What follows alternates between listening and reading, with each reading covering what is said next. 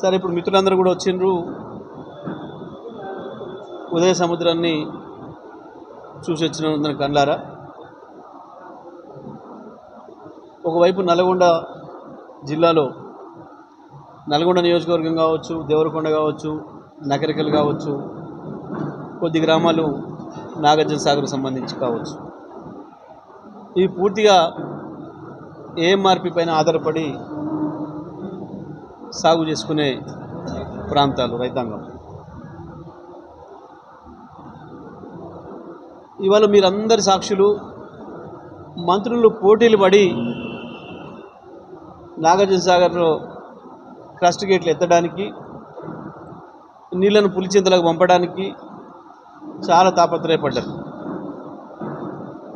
పాపం ఒక మంత్రి 10 నిమిషాలు ఆలస్యమైనందుకు ఇంకో మంత్రి అలిగిపోయిండు. ఆలస్యమవుతుంది, తొందరగా పంపాలి నీళ్ళు పులిచింతలకు, అక్కడ బాకీ ఉన్నాం మనం అన్న పద్ధతుల్లో నీళ్ళు వదిలినరు. వందలాది క్యూసెక్కులు ఇప్పటికీ ఈ సముద్రం పాలైనాయి. కానీ దురదృష్టం ఏంటంటే నల్గొండ జిల్లా రైతాంగానికి నీళ్ళు ఇచ్చే ఏఎంఆర్పి కాలువ ఎప్పుడు నిండుకు రావట్లేదు. ఆడ ఉదయ సముద్రం బోసిపై కనబడుతుంది. మనకు ఉండవలసింది 1.5 టీఎంసీలు అయితే ఇవాళ 0.7 టీఎంసీలు కూడా లేవు దాంట్లో. మనం అందరం గేట్ల దగ్గరికి పోయి, మద్దెడి దగ్గర పోయి చూసినాం, అలుగు దగ్గర పోయి చూసినాం, 10 ఫీట్ల పైగా లోపలికి ఉన్నాయి నీళ్లు. దాదాపు అన్ని గ్రామాలలో ఏదో పద్ధతిలో నిరసన చెప్తున్నారు రైతులు. తిప్పర్తిలో రెగ్యులర్గా ధర్నాలు చూస్తున్నాం మనం.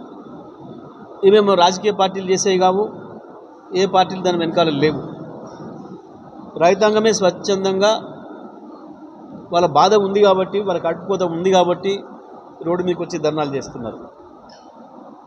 కానీ మంత్రులేమో సోయి లేకుంటున్నారు. నేను ఒకటే మాట స్పష్టంగా చెప్తున్నా, ఈ జిల్లా మంత్రులకు ఆంధ్రప్రదేశ్కు నీళ్ళు ఇచ్చేదాని కొరకున్నంత ఆతృత ఎందుకో నల్గొండ జిల్లా రైతాంగానికి నీళ్ళు ఇవ్వడంలో లేదు.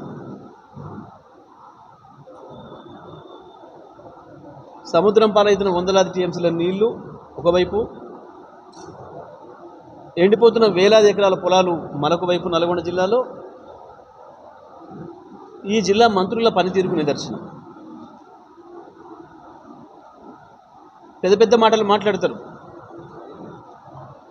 నోటికొచ్చిన బూతులు, చిట్చాట్ల పేరు మీద చెత్త మాటలు, ఉత్త మాటలు తప్ప వాస్తవంలో వాళ్ళ పనితీరుకు నిదర్శనం. ఈ సమయంలో